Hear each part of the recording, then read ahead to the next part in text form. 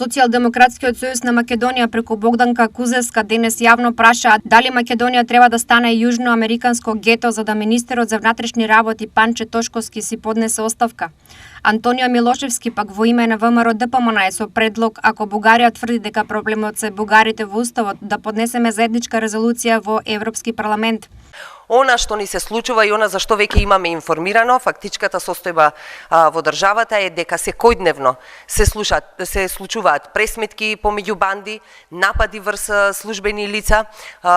покотници по улиците, убиства, за кои што веќе ја информиравме јавноста, а на Тошковски око не му трепнува. И уште згора на се кажуваат заедно со Мицковски дека мајките можат да спијат мирно и дека безбедносната состојба е стабилна и дека криминалот се намалува. Нивните зборови воопшто не соодействуваат со реалната ситуација која што ја имаме во државата и токму затоа Тошковски треба да си поднесе оставка и да си ги признае грешките, односно да си ја признае неспособноста дека нема никаква контрола врз безбедносната состојба во државата. Ако Бугарија тврди дека проблемот на отпочнувањето на преговорите со ЕУ се само бугарите во уставот,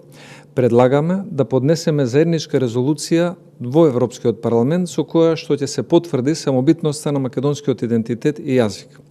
Претседателот на владата Мицковски ја даде оваа отворена понуда до бугарскиот претседател Румен Радев и до нивната влада.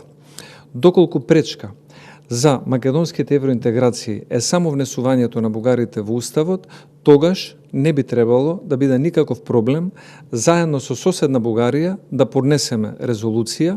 која ќе гарантира македонската идентитетска и јазична посебност, а истовремено ќе ја зголеми и довербата помеѓу Македонија и Бугарија.